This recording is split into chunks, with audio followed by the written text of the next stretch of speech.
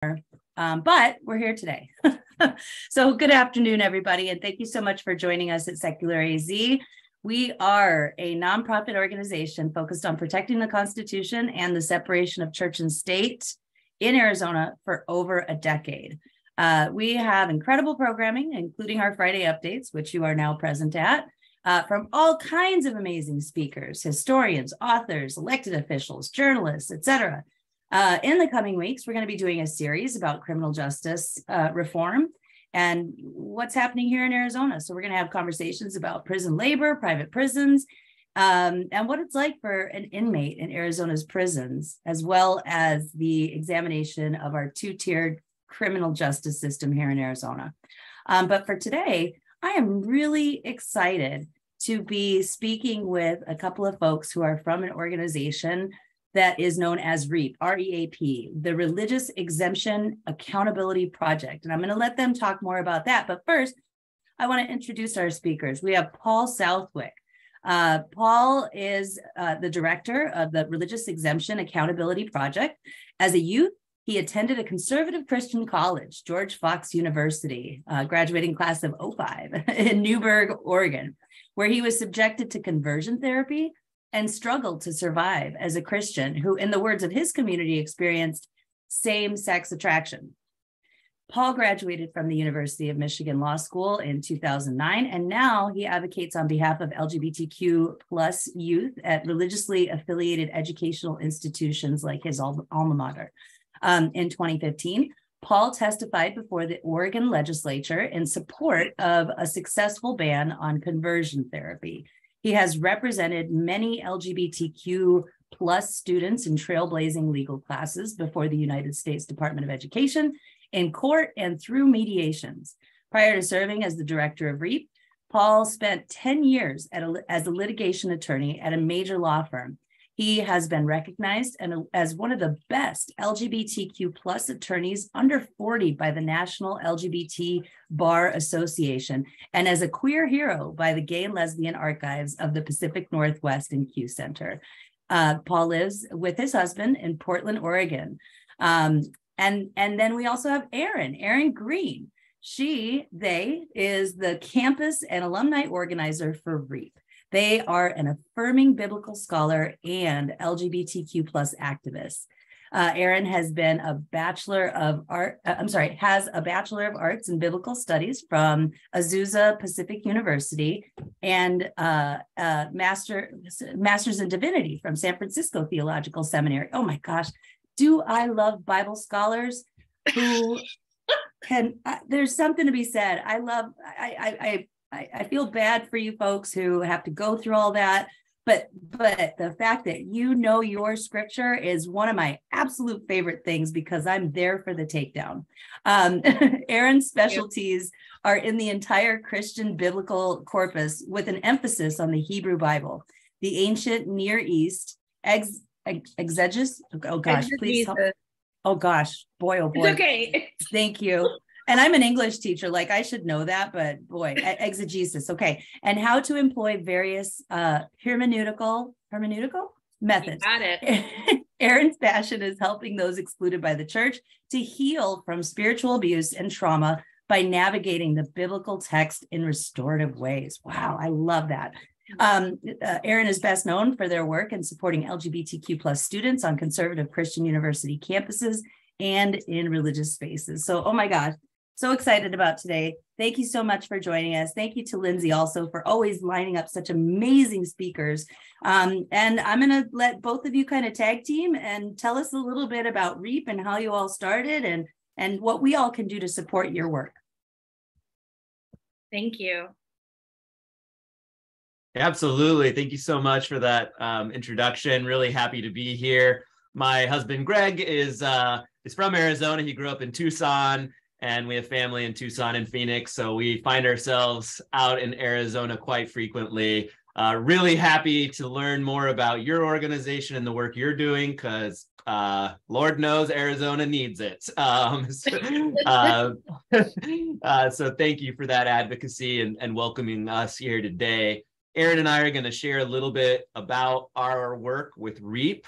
but also how REAP sees our organization in the broader fight against white Christian nationalism, white Christian supremacy, and against some of the takeover of our Supreme Court by religious fundamentalists that affects our rights as people who grew up in religious institutions. But now we're seeing it's affecting everyone's rights with the reversal of Roe versus Wade and with other things coming down the pipeline. So I think this is a time in our country where people really need to look at religious fundamentalism and the impact it's having on our society. So we're going to kind of situate ourselves in that broader space. And we've got a PowerPoint presentation to kind of help follow along the conversation, but feel free to use the chat. I don't know if people are allowed to, but if you are, use the chat, ask questions, and we're happy to do that along the way and also save some time at the end. So Erin, oh, Jeannie, I think you're on mute. I unmuted and then I accidentally muted. Yeah. I just want to say real quick, if you would like to just let us know who you are in the chat. Make sure that you click that little blue button on the right-hand side and change it from hosts and panelists to everybody. If you want to introduce yourself, by all means, go ahead. And that's where you can throw questions or you can put them in the Q&A. So go ahead. Back to you, Paul. Perfect. All right. Well, I'm going to share my screen and I'm going to let Erin kick us off with the presentation here. See if I can do this right. You've got this. Bam. All right. Looking good? Yep. Looks good on my side. Okay. Well, as Paul was saying, we are so excited to be here talking with y'all about REAP's project and what we do. So as was stated before, we are REAP, the Religious Exemption Accountability Project. Our mainstay in the work that we do is protecting and empowering LGBTQIA+ students at taxpayer-funded, religiously affiliated schools, colleges, and universities.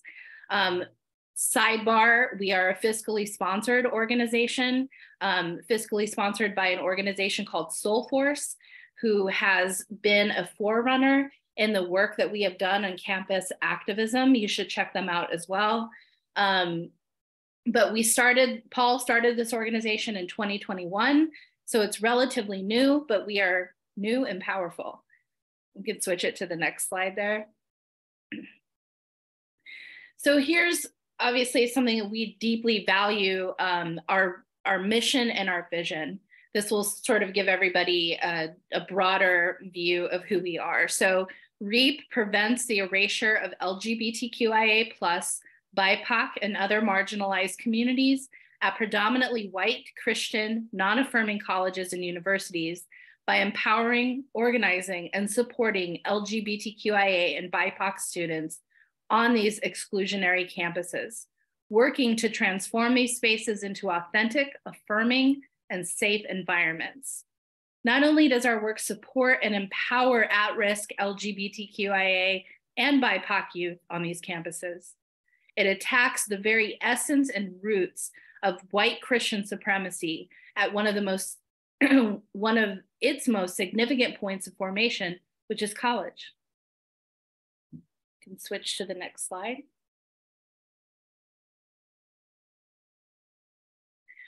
So in 2021, REAP commissioned College Pulse to undertake a poll of experiences of students at Christian colleges and universities. These are some of the key findings as it relates to LGBTQIA students.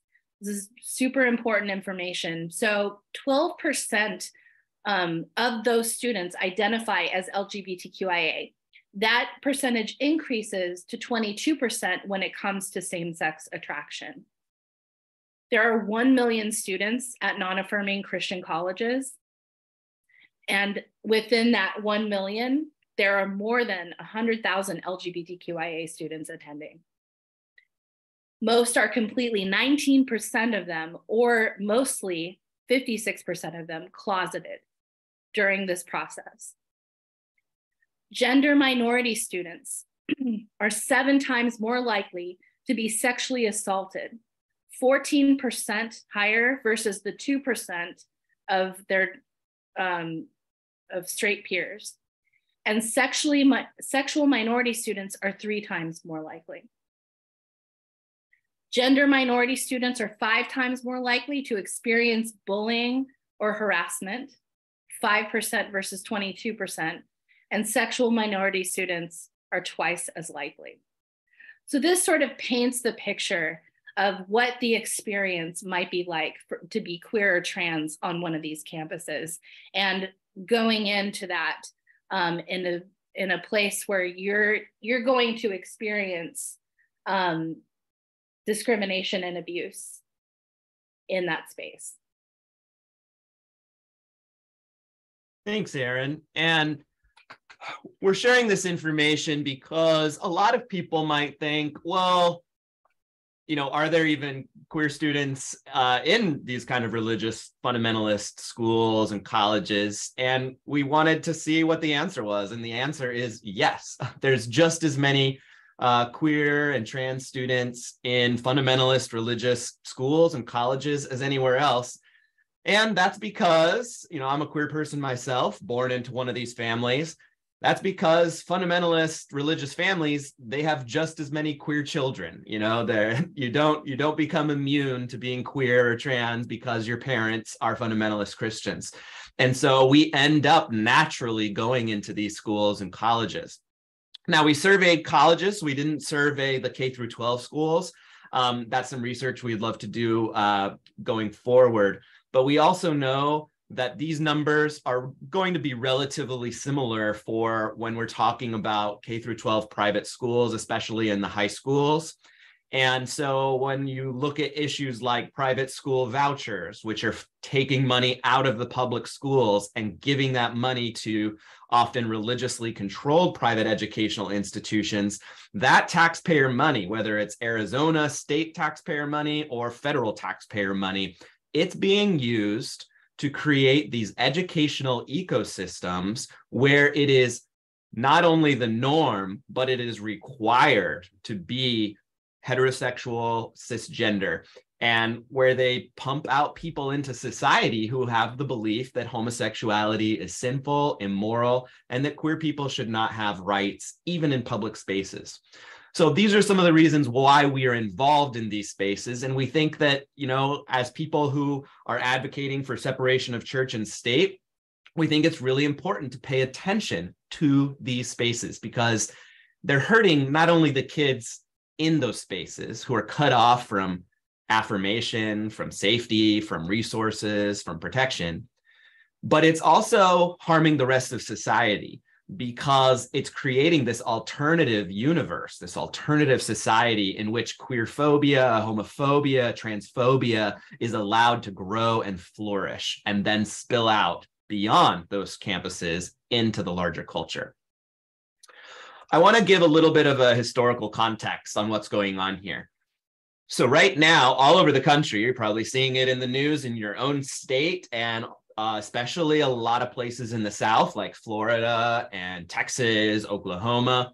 But there is a massive pushback, a massive response to the growth of LGBTQ plus equality and the growth of racial equality and the growth of rights, reproductive rights.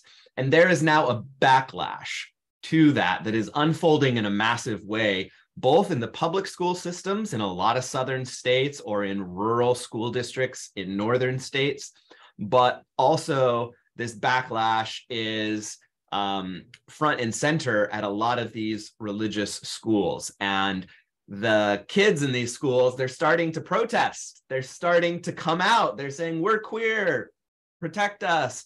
And the schools are now clamping down on that. And they're rejecting gay-straight alliances. They are rejecting support groups. They are promoting conversion therapy with taxpayer money on these kids. It's important to realize that there is a historical context for this. So what is happening now with respect to queer, trans, and non-binary students happened in the 1950s, 60s, and even into the 1980s with Black students.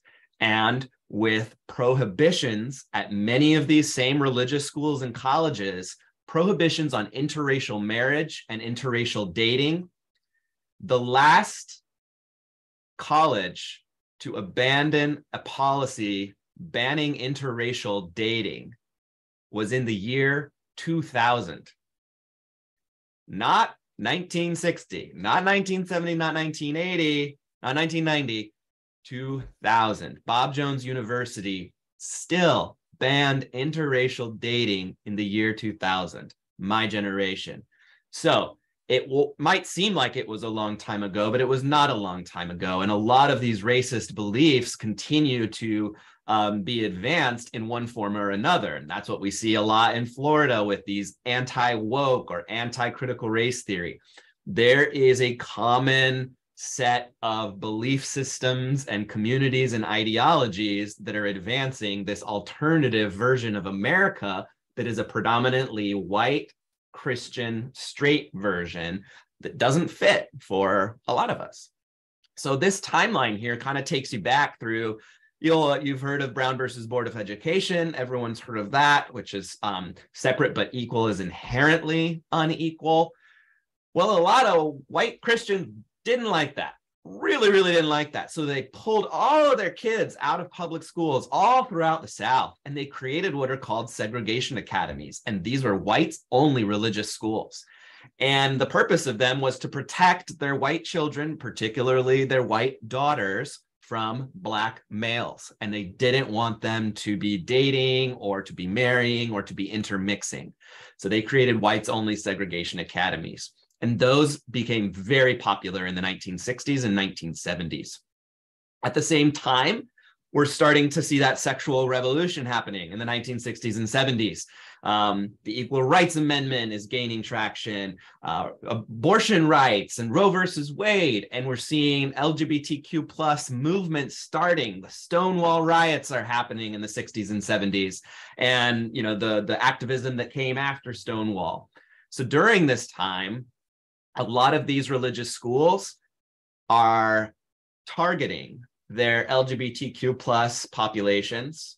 They're targeting them with very painful and drastic conversion therapy practices. So you'll see here that there were extreme conversion therapy practices at BYU and other religious colleges. And we're not just talking talk therapy. We're talking shock treatment. We're talking physical torture. This was going on into the 70s at places like BYU. 1972, you get Title IX enacted. Huge change for women in sports, especially. But Title IX was about a lot more than sports, and it was about gender equity and prohibiting sex discrimination in any federally funded educational institution, which includes a whole bunch of religious educational institutions. However, it came with a giant religious exemption, which let a lot of taxpayer-funded religious schools and colleges punish women for accessing contraception, punish women for accessing reproductive health services, regulate women's bodies, what clothing they were allowed to wear, what programs within a school they were allowed to attend. So these exemptions allowed a lot of religion-based misogyny to flourish. And ultimately, I hope people can see a connection to that. And giving that an entry has now led us in a large part to where we are today, where now we don't have abortion rights. Because what started as maybe a small exemption for a handful of schools is now, as you saw, there's 1 million students or more popping out every year from these institutions, and they're going into politics. They're becoming judges. They're bringing these ideologies with them. So I'll go ahead and move along a little bit because I know that there's a lot to cover here. So just want to check in with the chat too. There's some good stuff going on here about the students and faculty having to sign statements of faith. That is something that has started, especially in, like in the 90s, 2000s, and now, where faculty, students, and staff are required as a condition of employment or attending to basically pledge their allegiance to homophobic policies and homophobic ideologies and transphobic things. And this all happened in a very similar way with respect to racism just a few decades ago. So there's a very clear line there, and it permeates even today with the whiteness that is found in these spaces. So the biggest case for the work we do is Bob Jones University versus IRS. If you haven't heard of this case, this is a great one for people who appreciate separation of church and state. This is Bob Jones, the school that all the way until the year 2000 prohibited interracial dating. And in the 1980s, they had their tax-exempt status revoked by the IRS because of their racist policies. And the government at the time, the IRS, said, well, we're not going to support racism with our tax structure, so we're yanking your tax-exempt status. And Bob Jones University, along with even the National Association of Evangelicals and a whole bunch of more mainstream fundamentalist groups, they petitioned to the US Supreme Court and they said, we have a religious right based on our sincerely held religious beliefs to discriminate against Black people by imposing these interracial dating and marriage bans based on our sincerely held religious beliefs. So we have a constitutional right to that. In 1983, it was a very different court than what we've got today. In 1983, the court, in a vote of 8-1, said, nuh-uh, you want federal money? You can't use it to promote racism, even if it's based on sincerely held religious beliefs. This is the precedent that we think should be enforced today and should also apply to queer, trans, and non-binary people and to women and restrictions on reproductive rights. It hasn't gotten that far. There's a bunch of other cases that you can see, but I'll kind of move along.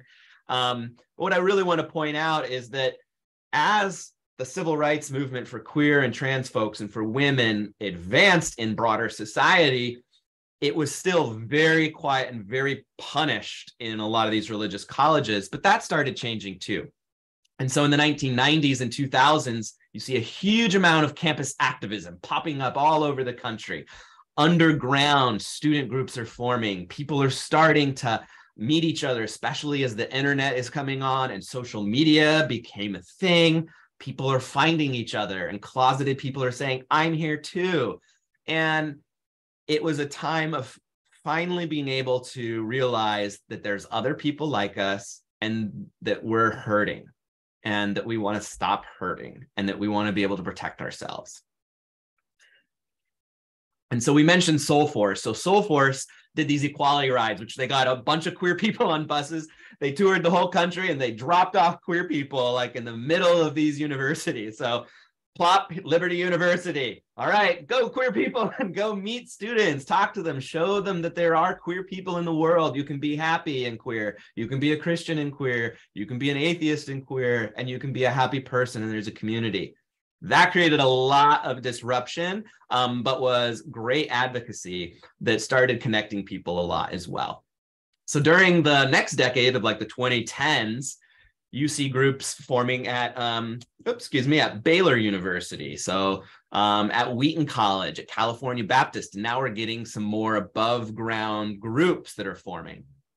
Well, and then there still were no federal protections for LGBTQ plus people, even under Title IX. That all changed with President Obama. And we got protections under Title IX for LGBTQ plus folks. And that was incredible. However, when that happened, there was a backlash. And so all of the schools, many of which practiced racial discrimination, many of which punished women for reproductive choices, are now requesting religious exemptions to discriminate based on LGBTQ status. So between 2014 and 2016, I think it was about 100 institutions made these requests and they were all granted. So why did we launch REAP? We launched REAP because I've been working in these spaces for over a decade. So has Aaron. And we were hearing from, really scared, closeted queer people. But then we were hearing from more and more, and then it was coming more and more public. People were being expelled. People were being, kicked out, left homeless. And so I felt that something bigger needed to be done on a national scale. And so that's why we launched REAP in our report.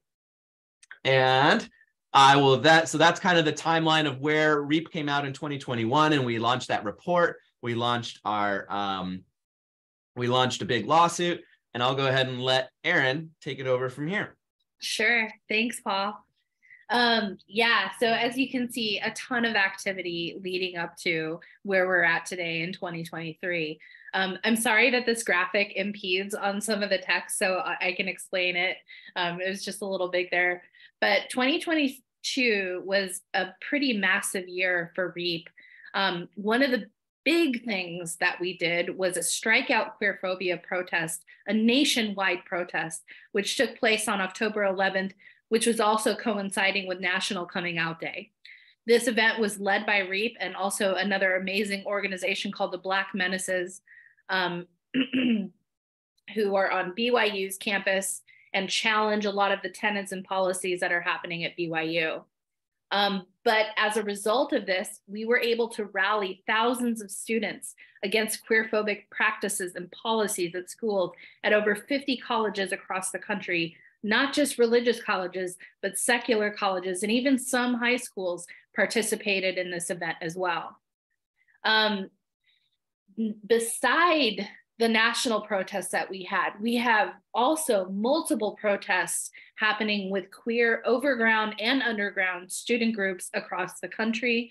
This is just a small example of that. Multiple protests at colleges like Fresno Pacific University. I was actually at this protest. The picture that you see here, I think I took that picture, but I'm there. My mom. Point out your mother, Erin. Point out your mother. My mom's there in the bottom left-hand corner. There she is. Yeah, and she's wearing a REAP t-shirt. So we got everybody involved. There was also multiple protests at Seattle Pacific University.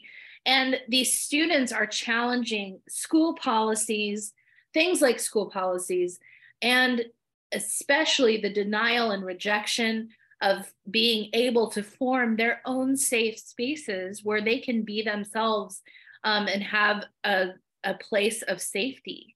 In addition to this, the Office of Civil Rights opened 7 federal investigations into Title IX complaints filed by students like these who were directly assisted by REAP, which is amazing. So we have 7 open federal investigations into complaints that have been filed by students. And we expect this to continue to grow and grow and grow as the years go on, and especially leading up into 2023. Title IX complaints are another very big piece of what we help assist students to do as a form of protest and protection for their safety. You can switch it to the next. Or unless, Paul, you want to say anything about this? Yeah, no, I think I'm on the next slide. Okay. And I just wanted to acknowledge a good question in the chat about why would an LGBTQ plus person go to a place like BYU?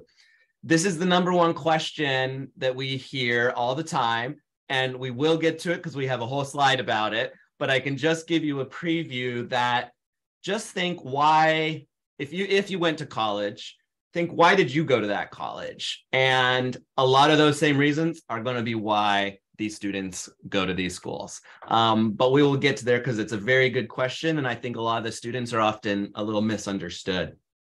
So at REAP, we believe in culture change, and we do that through storytelling, through telling the stories of our students, what they go through, who they are, what they're fighting for. And we do that through Title IX complaints, but we also do it through litigation. So we have a big lawsuit against the U.S. Department of Education, but we also have some other lawsuits going, including on behalf of a group of students, faculty, and staff at Seattle Pacific University in Seattle, Washington. And there, that was an evangelical campus that had become very progressive. But the denomination that was affiliated with that campus did not like it. And as I've been talking about, there is now a big backlash going on in the country and including in religious spaces to the advancements of queer rights and rights for women and religious minorities. And so there's a big backlash. So now the board is really doubling down on discrimination, but the students, the faculty and staff, they are not having it. So this is kind of the very cool and exciting thing. While our country is being taken over by white Christian nationalists, and I believe that very much, especially parts of the country and the Supreme Court, while that is happening, the young people, even in those fundamentalist religious communities, they are not having it. They're not having it. Why? Because they're watching Netflix, because they have social media, because they know so many queer people. They know they are rebelling against the elders of white Christian nationalism. And that is a really hopeful thing. And that is something we want to encourage, because we think it will help tear down the power structure that is rolling back all of our rights. So that's why we do some of these cases. We want to shine a light on the bad things that the powers that be are doing, but also the really hopeful piece of the new generation that is really advocating for human rights, for separation of church and state, for a type of religion that does not harm. And I think that that is really cool. So we do that through some litigation. Now, we have a really big case that we just lost. And when you pour your heart into something for 2 years and you have 40-something plaintiffs all over the country who have shared their story of trauma, and then you lose, it's a really hard thing. It's a really hard thing, but we also had a win, because in this case, we were arguing that the Department of Education, because it's federally funding these schools and because it's basically writing them blank checks to discriminate by giving them religious exemptions, we argued to a federal court that that is unconstitutional, as it violates the equal protection rights of our students. And the judge said, I agree up to a point. The judge said, I agree. The government is harming you. The government is responsible for it. If the government stopped doing it, you would get the dignity and the equal access to education that you deserve. But, and this is the big but I'm not going to help. I'm not going to give you a remedy. Why? Religious freedom, the current Supreme Court, how they have warped religious freedom into a sword that now even progressive judges, even the Biden administration, even others, they feel like they have to side with bigotry too. And I think it's shameful that we have let this country get to a point where religious fundamentalists have so much power that we're afraid to even push back at all, for fear of riling them up and losing elections or causing another insurrection. And I think that it is a strategic failure amongst some groups to continue to just ignore the trauma and harm that religious fundamentalism is doing in these spaces, and that it's at their own peril too, because now they're coming after all of us, and we're seeing that. So part of what we do is we tell these stories to let people know what is going on. But as I said, there's really cool pieces of it too, and that's the students. So I'll let Erin share a little bit more about what some of our really cool students are doing. Yeah, so I mean, this goes back to Seattle Pacific again. Obviously, a lot of activity happening on this campus. They were recently, the students and faculty were joining together, banding together to show their solidarity for queer, trans, and non-binary students by having flags and even rainbow font in their signatures and things like that. Well, the school turned this around on them and said essentially that images like the flag here, the rainbow flag, or the anything having to do with this is a polarizing image. The students this morning went and did this wonderful display here, We Dissent, with the flags, and tried to put out a bunch of little queer, trans, non-binary flags all over the campus. And they were immediately asked to stop doing that. The flags were taken away, confiscated, not even given back to the students.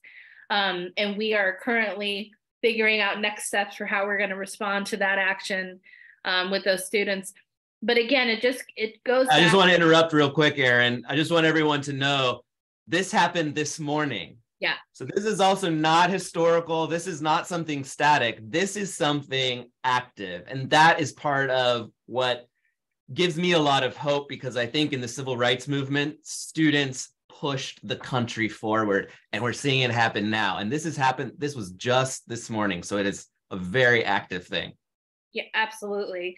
And so it just goes to show the resistance, the resilience, the bravery, and the motivation of these students to keep moving forward and to keep making dents and taking out brick by brick the systems of oppression that they're faced against. And somebody wrote in the chat, rainbows are polar. Oh, Jeannie did. Rainbows are polarizing. This is the world the religious right wants. I made a comment on a post on social media that, they think rainbows are polarizing, but the image of a cross is probably one of the most polarizing symbols in our country. Anyway, so, but this is something that we work with these students all across the country, and this is just a small example of what they're doing right now. So the big question we get asked, why are LGBTQIA students at these schools? Here is a pretty comprehensive list, but one thing that I wanted to mention, because I don't think I see it on here, students between the ages of 17 and 24, a lot of them don't even realize they're queer, trans, or non-binary until they're at college. So they find themselves in this social space at a very important time in their lives. And then they discover this part about themselves, and they're in a non-affirming environment. And what do? They have no resources, no safety, no protections. Another important point on here is that a lot of these students are born into fundamentalist and conservative evangelical families who will only monetarily support students to go to Christian colleges or to go to religious universities. There's, again, just a plethora of reasons here for basic reasons why Paul mentioned, that straight cisgendered students would go to a college. So we think the question that we should be asking is instead, how do we support queer, trans, and non-binary students at religious colleges? But we definitely have the answers of why they're attending there. And these are some of them. You can switch to the next slide unless you want to add anything, Paul.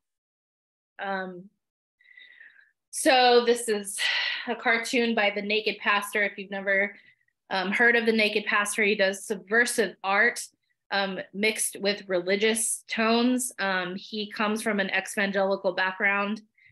So don't most of the colleges allow LGBTQIA students to enroll as long as they follow the rules? Well, yes, this is true. They'll take their money.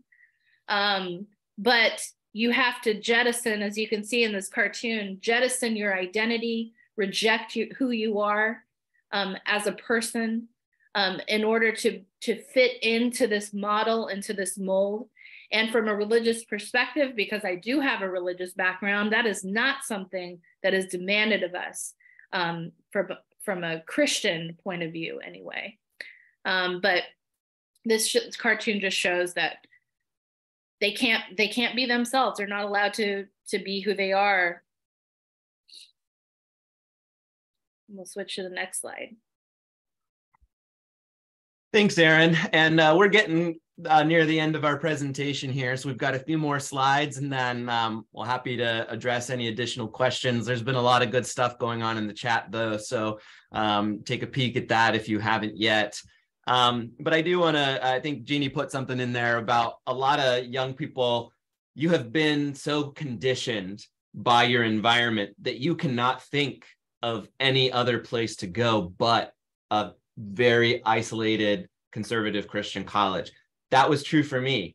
I was homeschooled in a rural area and went to an evangelical Christian church my entire life. I had no access to any other way of living or thinking. A lot of the young people are like that, and they just have no other way of thinking or being. And so they don't know. But then when they get to college, even at these religious conservative colleges, they meet people for the first time who went to public school or who might be a Democrat or a progressive, and they're getting exposed to for the first time of other ways of thinking. But then they're trapped. then they're trapped in this hostile environment. So that's not everyone's story. And there's a lot of different reasons people end up in these places, but that was my story. And that is true of a lot of people. And at least at that point in my life, I'm no longer a Christian, but at that point in my life, being a Christian was the overriding most important thing in my life. So I wasn't, there was basically impossible for me to betray that given my conditioning. So then what kind of environments are they put in? Like, what are we talking about here? I want people to know these are taxpayer-funded schools, and we're not talking about $1 million or $2 million. We're talking multiple billions of dollars every year. Liberty University alone, one religious college in Virginia, receives $1 billion in taxpayer funding every year, one school. This is what it's like. These are taken quotes from those student and faculty handbooks that Jeannie was talking about earlier. Here's some excerpts. The university prohibits same-sex dating behaviors. Dating behaviors. So this means no holding hands, no hugging, no looking like you might be gay, none of that. And they police, the scary thing is they encourage the students to police each other. So a lot of the people that get in trouble, their roommates turn them in. Turn them in. They turn on each other. And it's a dangerous place. There's even prohibitions on public advocacy for or act of altering one's birth gender identity through medical transition or transgender expression is prohibited. What does that sound like? Oh, that sounds like a whole bunch of anti-trans state legislation that we're seeing all over the country. Well, guess who did it first? The same people who are behind it in public spaces now, they've been doing it to us and to our community for decades. And now they're bringing it to your doorstep. This is what it is like to live in a world highly regulated by white Christian fundamentalists. And it's the world that we were taught to try to create in all of America. It wasn't just me. Those groups I put in the chat, Alliance Defending Freedom, the Council for Christian Colleges and Universities, the Beckett Fund for Religious Liberty. A lot of these groups, the people who are running them, they were raised just like me. And in fact, I worked at Alliance Defending Freedom.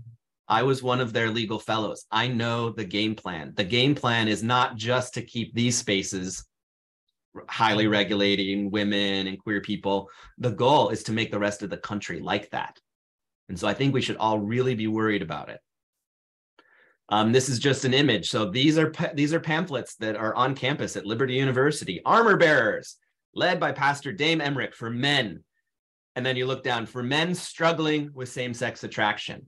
They use this kind of imagery and this hypermasculinity and this like war imagery and like putting on the armor of God. They use that in a lot of ways, including to oppress queer folks and then also to take that fight out into the public. So I don't want to just leave you with that bleak, oh God, it's sounding really bad. And I do think wait, Paul, it's kind of funny because on our Friday meetings, like I'm here to like, hey, okay, so we're doing this Friday thing. And then every Friday, because of the speakers that we have, it's like, okay, so that was super depressing. So I'm really glad that you are going to insert a light for all of us and a hope for all of us and some maybe action alert for all of us to be able to put our energy against this kind of hatred into, just practical application. Absolutely. So a lot of downer stuff out there. We all know there's a lot of downer stuff going on all around us, but that is fuel for the fight. And I think for a lot of us who have been fighting for a long time, it can feel like so exhausting. Like, we have to be facing all of these setbacks. Are we going to have to be in this fight for the long term? And yes, we are. But the cool thing and the encouraging thing is that we're not alone. I think a lot more of progressive America is waking up. Not just the secular groups, but I think the religious groups and the mainstream human rights groups, I think they're waking up and they're realizing this is a problem.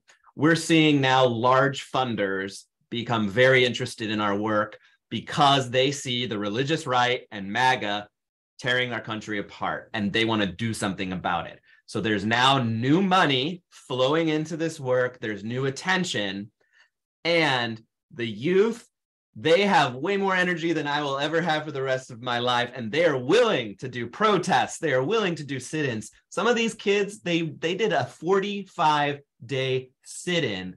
They took over the president of the university's office for 45 days, 24-hour round the clock. This is the energy that drives a movement where we're the backlash to the backlash, right? And I think that the young people are going to be doing a lot of that work. And for us who have been in the movement maybe a little bit longer or have a little bit more perspective, I think that we should listen to them, and we should support them, and we should provide some protection for them so that they won't be harmed for their activism. So that's where we step in, and we've got some ways of doing that. And I'll let Erin talk about some of the specific things we do and potential avenues for folks to get involved. Yeah. Which is one of the most important parts, because people are probably listening to this thinking, well, how can I help? How can I help tear down this system that's oppressing queer, trans, and non-binary students at Christian colleges?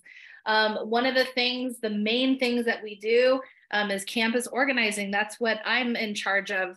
And as you could see throughout the presentation, we have so many students who are so passionate about fighting back for their rights, establishing places of safety for themselves.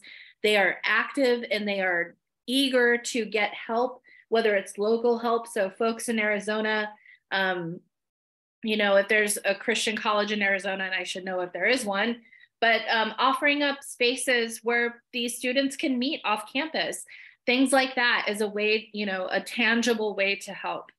The other piece, and we talked about this again, Title IX complaints. We help students with technical assistance in filing Title IX complaints against their schools, sending them to the Department of Education. We have a new podcast that's going to be launching in a few months-ish. It's going to be addressing the ecology of white Christian supremacy and how that's directly related to the religious educational institution. It's going to talk about things like the racist histories that Paul pointed out earlier of these religious colleges, and also the queer-phobic actions that they take against students now. One of the ways that you can also help is amplifying our social media. I put our handle in the chat. It's REAP_LGBTQ. We're on Twitter, Instagram, Facebook, possibly more in the future, but that's a way to get directly involved in just recirculating what we have going on, helping us share student stories. Right now, we have an active petition to ensure LGBTQIA civil rights for all as a next step from the Hunter case results that Paul talked about. Please sign this petition. I put the link to it in the chat. I'll stick it in there again. But share it widely with your friends and spread it around, because these petitions help us gain more folks in our networks, and they come to our website, they find out who we are, find out what we're doing, and it's really important that we're able to publicly educate as many people as possible. Because like earlier in the presentation, somebody asked a very common question, like why queer and trans students go to these colleges, and we want to help answer those questions for folks. So this is a great way to get involved, is by clicking on this petition and signing up and supporting us and queer students.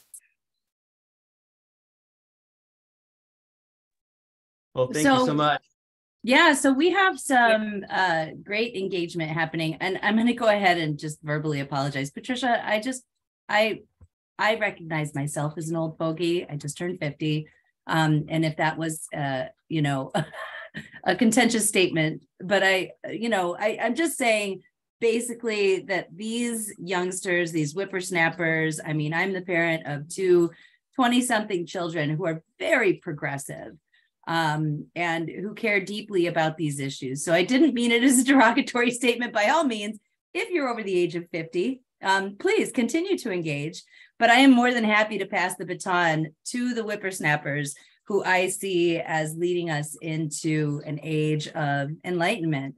Overwhelmingly, these youngsters are rejecting the religious ideology. I know that you all touched upon, like, why would somebody continue or want to pursue their higher degrees with these religious universities when they themselves don't feel like they fit in, but they're core part of their identity. And here we are in Arizona, right? Like, Arizona is second only to Utah, I believe, when it comes to LDS population. And I have many friends who were raised in the LDS community. And not only is it like a spiritual, like, safe haven, right? Like, they've been trained about what their roles are and what you're supposed to expect, but also it is a financial safety net. I've known so many LDS folks who receive the benefits of their, families and ancestors simply because they're part of the LDS church. So, turning your back on your faith, especially when it has all these amazing benefits of, like, that fellowship, right? That we all kind of crave as human beings. So it's not just the twisted faith that they belong to, but it's also all of the other societal things. In some cases, folks who belong to different churches, not just the LDS church, they will literally get shunned for not behaving in the way that their church wants them to. And as someone who's lost family members over the past 7 years now because of Trumpism, it stinks, and I can't be quiet when it comes to talking to my family members about, what I perceive as their lack of humanity. And so it was a difficult decision for me to say, okay, well, they might be blood, but I can't congregate with these people anymore. So I feel like it's, similar in that way when you really disagree, but you don't want to lose that connection. You don't get to see your nieces and nephews anymore. You don't get to see your siblings anymore. And so that's tough. And so many people, unfortunately, live closeted lives. Absolutely. That was just a comment. Sorry. It's tough when you're an adult, and it's even tougher if you're 17, 18, 19 years old, because for most of us at that age, we didn't have our own house to live in. We didn't have our own money to keep us alive. So there's real strong economic as well as social pressure at that age. And especially if your parents say, look, we are all BYU for generations and generations. That is where you're going to go to school. Well, then you're probably going to go ahead and receive that benevolent gift from your family just so you can get that education, and you'll go ahead and live that closeted lifestyle. Yeah. And what 17 to 24-year-old is financially independent? I mean, come on, for paying for something like college, it's just not realistic to expect someone to have that ability. And then when these queer and trans students go home, they're in another closeted space again. So they're closeted in school, and then they're still closeted at home. So, having places of safety and like formation of groups and things like that is so imperative. Yeah. I'm trying to go back and just kind of track and see what questions we have, or comments, I guess, too. There's one from Mark talking about Valley Christian High School has a case where the teacher was fired for advocating for LGBTQ students and is suing the school. What are the chances that they will win their lawsuit? Great question. That's a really good question. So we're involved in a number of these cases. They can be a teacher who's not even gay, but just was supporting the gay students getting fired.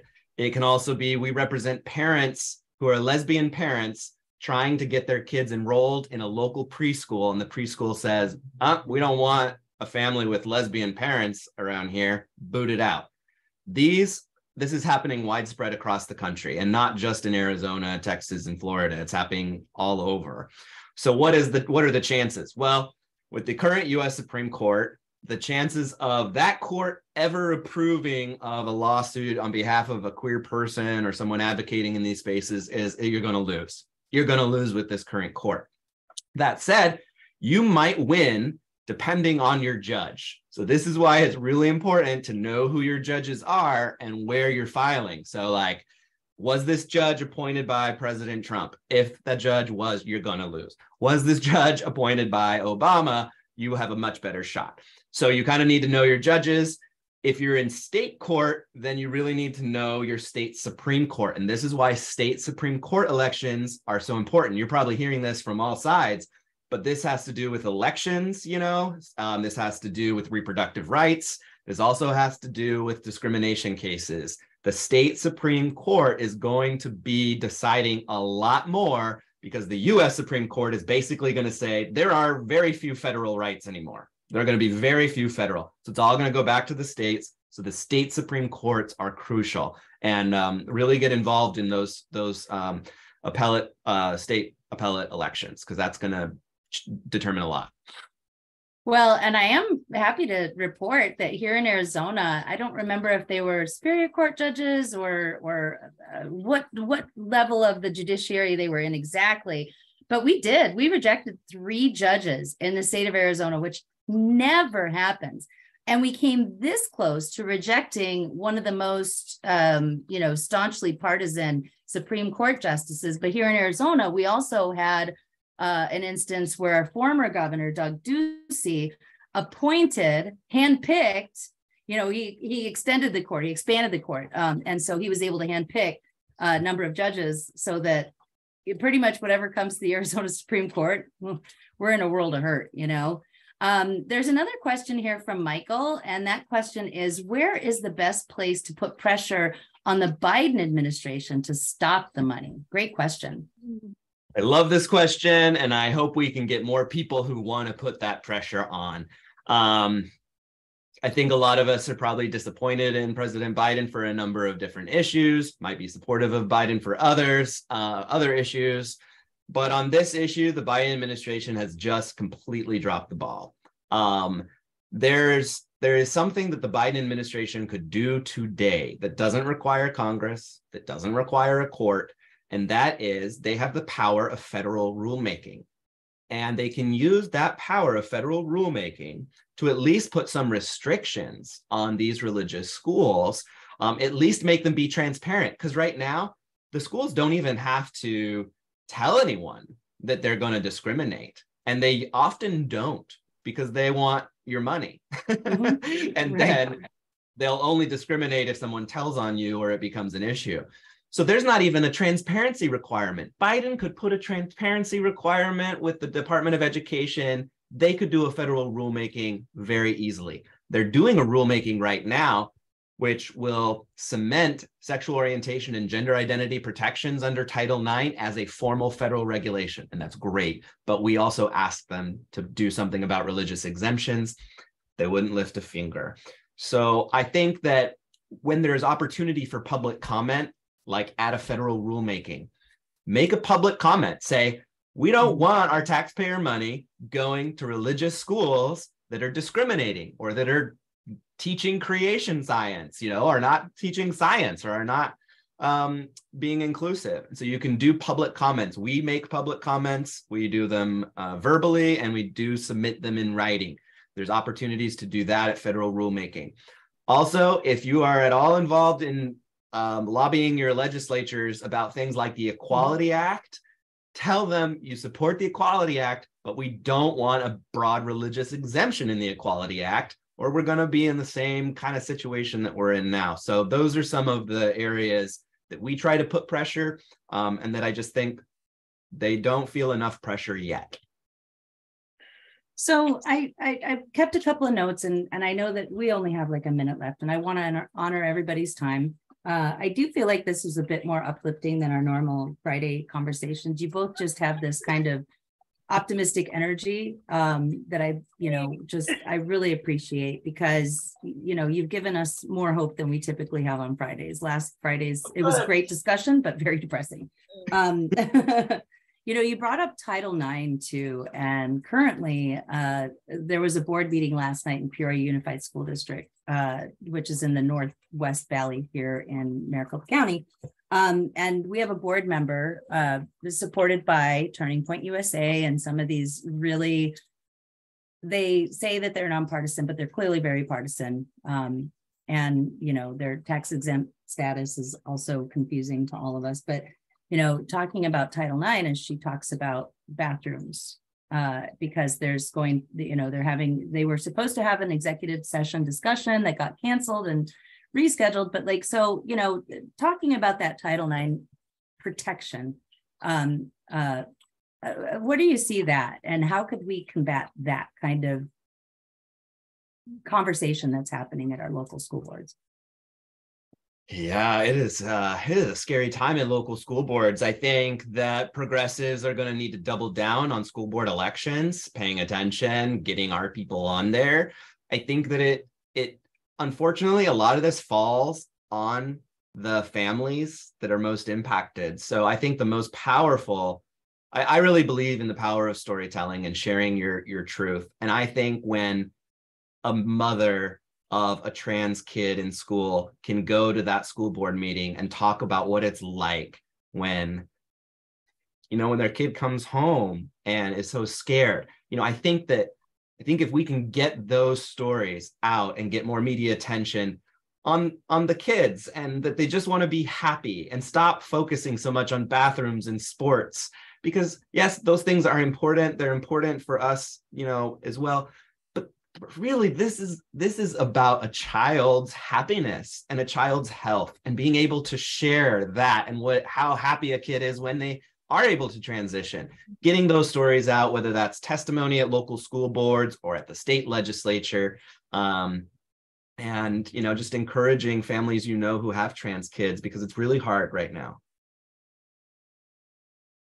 And I want to give a quick shout out. She is on our Facebook Live, but Carla Roberts is, I think, a founding member of a really great organization in the Tucson area called Equality Squad. And Carla's, when I first met her at the Capitol, was really compelling because she identified herself as a lifelong Republican who had a trans kid, and who now shows up at the Capitol to fight these anti-trans, anti-LGBTQ bills.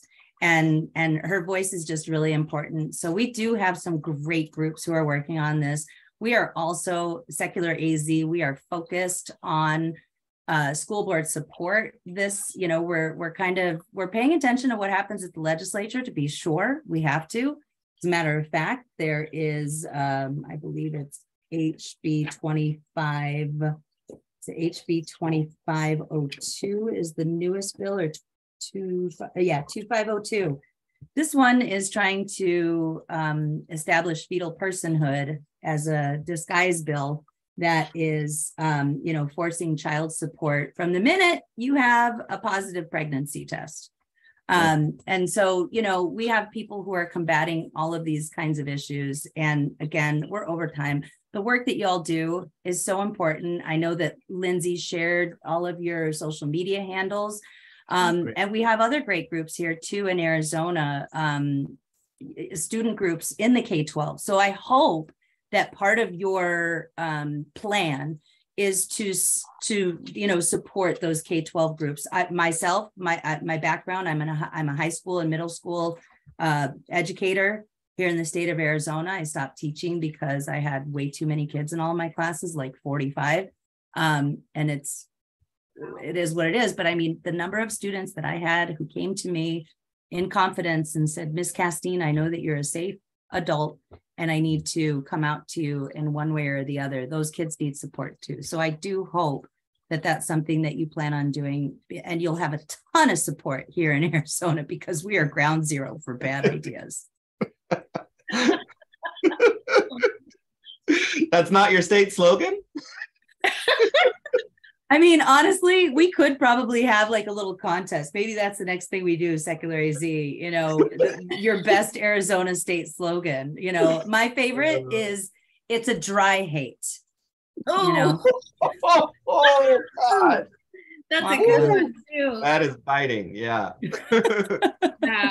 Wow. That's hysterical. Well, thank you for giving us this opportunity to talk to you about what we do. And yeah, anyone can visit our website, thereep.org. learn more about us. And if you want to support us, we got donate button, we got petitions, you can meet some of the students.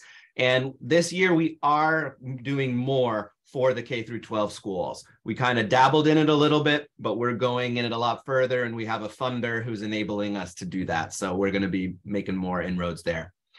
Oh my gosh, please come to Arizona. Yes, and reach out to me for sure, because I know a ton of student activists and student activist groups who would be more than happy to support the work that you do. Amazing. Awesome. Thanks so much. Oh my gosh. Thank you so much, Aaron and Paul. Honestly, this is the first Friday in a few weeks where I've felt like I have a little bit more hope today. So I hope that we all need that.